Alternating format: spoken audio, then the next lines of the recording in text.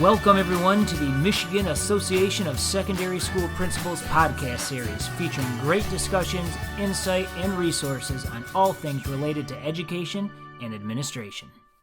Ladies and gentlemen, welcome back to Season 6 of the MASSP podcast. My name is Ryan Casey, and today I am joined by an awesome educator and a good friend, Erin Carlson, who is a teacher at Sandusky Junior Senior High School. Erin is also a Khan Academy ambassador and has done some amazing things for MASSP, and she was also a regional teacher of the year. And Erin's going to be very mad that I'm bragging about her right now, but regardless, I got to do it. Erin, thanks for being here today. Well, thanks for having me, Ryan. So really the focus of this episode, Erin, is I just wanted to get a teacher's perspective on leadership and what, really an opportunity for our principals who are listening to this podcast to find out, what is on a teacher's mind? What do teachers need in 2021 at the beginning of the school year still as we're recording this episode? And I just thought you would have an awesome insight into that. And one thing I do want to point out for our listeners is Erin is married to Steve Carlson, who is a long-time MASSP member and former president, and currently serves as our NASSP representative. And Steve is the principal at Sandusky Junior Senior High School. So I think Erin and Steve, I think one of the benefits to that situation is they both have great insight into what leadership and administration is going through in the last 2 years, but also what teachers have been going through as well. So I'm going to jump right into our first question, Erin. Knowing that teaching in 2019 and 2020 has been incredibly difficult. And if you are going to highlight something, I'm going to go out on a limb here and talk about the uncertainty and how difficult it was to use technology and teaching virtually versus in person versus hybrid. I just want to find out, now that we're back to school in 2021 and it's a little more normal, although that's changing each and every day as we're finding out right now, what was the most difficult aspect of teaching during the heart of the pandemic, and what's it been like as we're starting this new school year? Right. It has definitely been a challenging couple of years. I think last year, my biggest challenge, and the challenge for those of my peers in this profession, was really the unknown. And as everyone faced that unknown, and we had to change pretty frequently, in our school, we had to do both online asynchronous learning and in-person face-to-face. So being faced with, making sure that all of the lessons were the same for both groups of students and managing that was just a major time consuming endeavor, I guess. So I do feel that this year I am much more prepared for that and making sure that my information is online, because while we're not teaching asynchronously online all the time, we are faced with having to make sure that we have all of our lessons uploaded to something like Google Classroom, so that those students that have to quarantine or are out sick for any number of days have the information available to them so that they can participate in our lessons online. So while it's not as much pressure for the everyday, but it's still there. But I do feel much more prepared in that sense. Being through it for a year, I feel much more comfortable with the technology. So that's definitely, I think, a load that's been taken off. However, I do feel like we are facing a lot of the same issues, I guess we'll call them, with having students in and out, but maybe not nearly as frequently as last year. But I would say that's the biggest difference. It's still a struggle we're having 30 kids in a classroom, which is difficult to keep them distanced. And we do not have a mask mandate here. So that adds the number of students that have to be quarantined. However, right now it's an optional quarantine. So that adds, I guess, to the stress of a lot of people as well. But I've just kind of come to it with the mindset that I just have to take it a day at a time. And we get really good at adjusting and changing and going with the flow. That's right. And I think out of all the principals, obviously, that I've talked to over the last year and a half, I think everybody knows how truly resilient teachers have been, basically, as you just described, and I think taking it one day at a time is great advice. That was something I explained to, I have a sister that's a teacher and many friends that still teach at the buildings I used to work at. And that's one thing that I tried to really stress to them is, don't let all that work you did during the pandemic go to waste. You did it, you powered through it. It was an insane amount of time to set up these courses and these lessons. You can still use them. They don't don't make it a one and done thing. You might as well keep going, reuse those lessons. There's no reason why you can't still have kids in a classroom face to face, still do something in their online learning management system, for 10 minutes or 20 minutes or a portion of the course. And like you said, for the kids that are still going to be missing, that are, different schools that have different mandates, obviously things going on with quarantine and masks, but you still have sick kids, regardless of a pandemic or not. Right. So it gives an opportunity for them, or for schools that are doing unique things that are, that are going to be doing it on snow days or half days or PD days, whatever it is. So not letting that go to waste. So hopefully, as you mentioned, being more prepared alleviates a good bit of that stress. So if you were speaking for teachers across the state, and I know from being a regional teacher of the year, you got to meet with a lot of awesome educators from across the state and talk to them recently. What is something that you want, or teachers want, all administrators to know or understand? I think the biggest thing is that we are under a lot of stress and pressure, but understanding that we know that the principals are under a lot of stress and pressure, and things are changing daily for them as well. I think the biggest concern that I've heard from other teachers across the state is the teacher shortage is not just impacting the number of teachers that we are able to employ, but that trickle down effect of not having teachers puts other teachers in positions where they have to cover an extra hour now, and they don't have their prep time.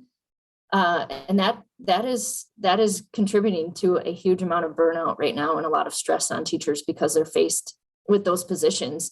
They don't feel like they can say, I just can't do an extra hour because there's no one else to do it. So I don't know if there are other creative ways that we can work with schedules or whatever that may be to try to alleviate that problem. But I know when teachers say, yes, I'll take on that extra hour, we may feel like we can for a little bit, but that's a lot. And it adds up quick. Probably by the time you're done, you're like, damn it, why did I do that? I know. So I think that's just something to think about. I know sometimes we just can't change that, and we have to have some teachers do all of their, teach on all of their hours. But if there's any way around it, I think every administrator should try to avoid that if at all possible. And just doing little things, even if we were going to have a staff meeting, but it can be done by an email, do it.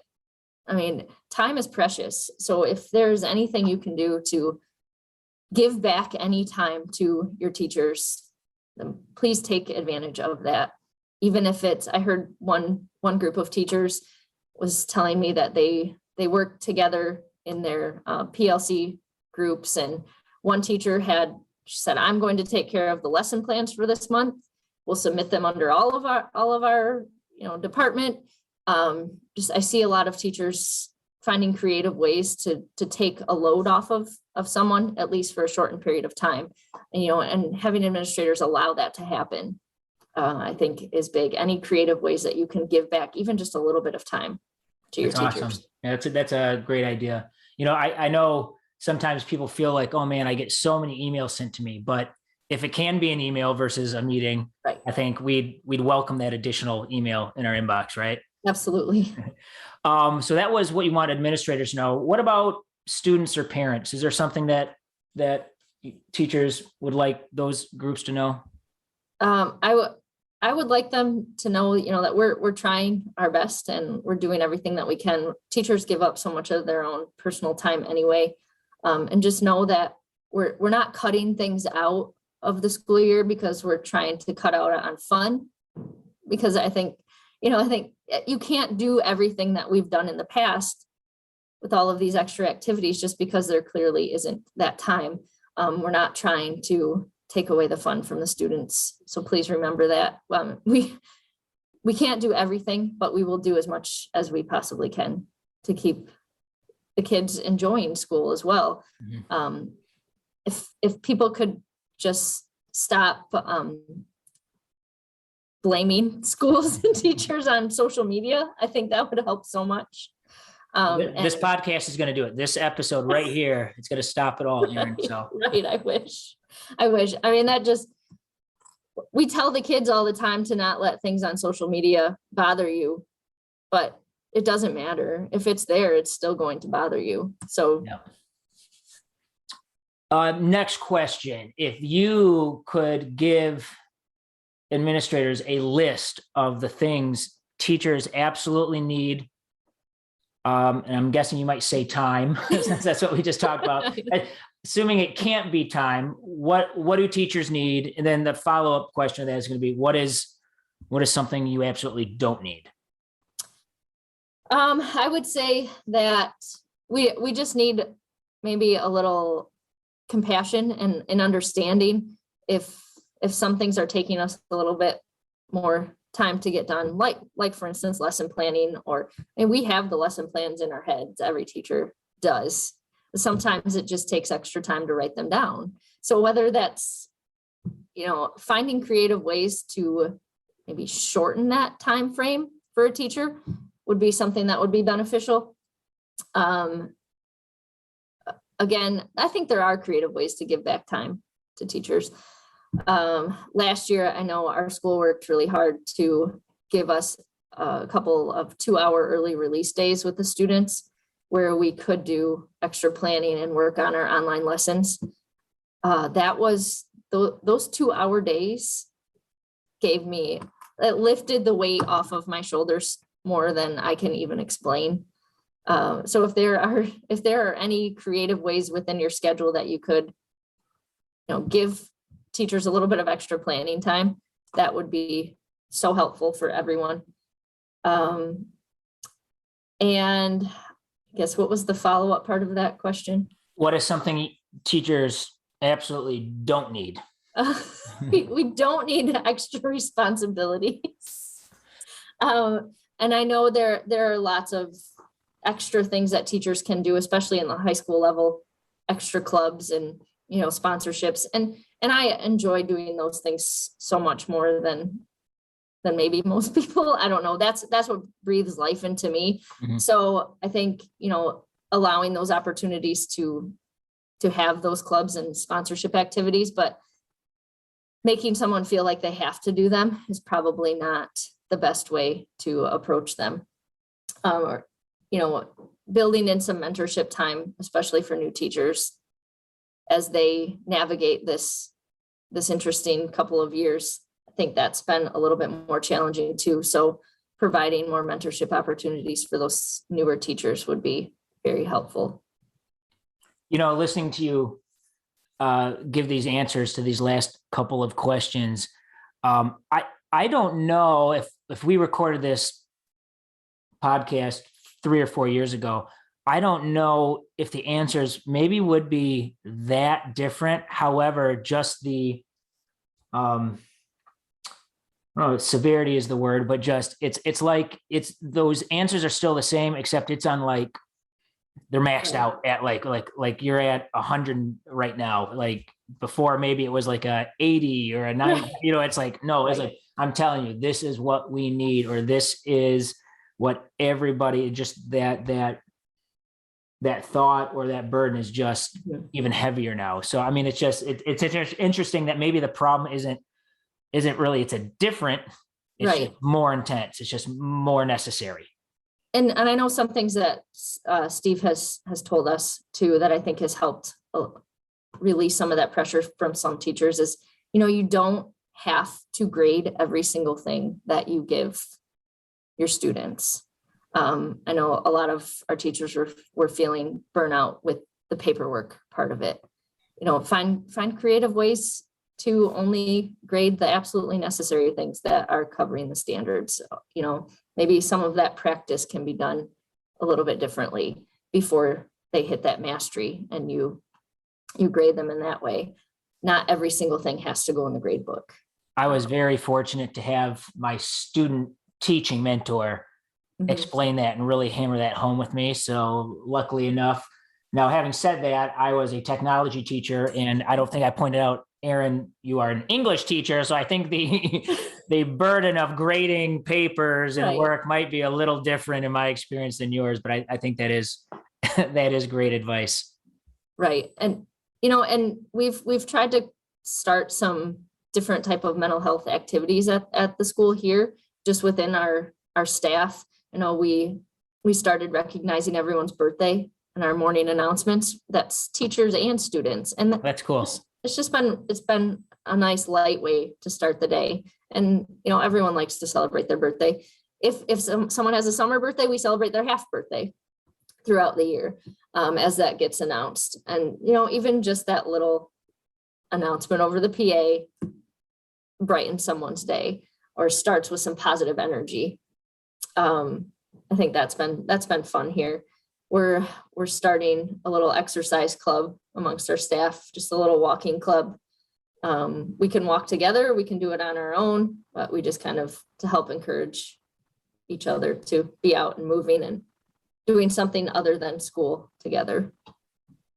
So this probably, I think those are good examples of the next question I was going to ask, which was basically what are things that teachers appreciate that we know the best principals do? And it's just the little things. I don't want principals to think that you need to go out and spend all kinds of money or do extravagant things. It's just those little bits of recognition. Even if it's just a little email, like, hey, I noticed that when I walked by, your students were doing whatever it was. That was a really cool lesson. Or, recognize something that you've done outside of school. Just a quick little email or note. I know Steve writes a lot of cards, just quick little thank you cards, drop them in teachers' mailboxes. Those are just quick little surprises that don't take a ton of time, and not a lot of extra money out of your own pocket, but just those quick little notes of appreciation or, positive, just, hey, how's everything going? I'm here if you need it. Another thing that I think has helped our staff here too is every couple of weeks, Steve will hold just morning office hours before school and after, and he does some after school. But most of the staff comes to the morning ones. Just if you need to chat about anything or you have questions, I'm making myself available in the library from this time, stop in. And some people will just stop in and say hi, and it's just opening the door of communication and, making yourself more available, I guess. And doesn't always feel like, so I know principals are dealing with a lot of issues and their door has to be shut a lot of times. So that just provides that, hey, I'm here whenever you need anything. I like that. Just the idea of being present and available.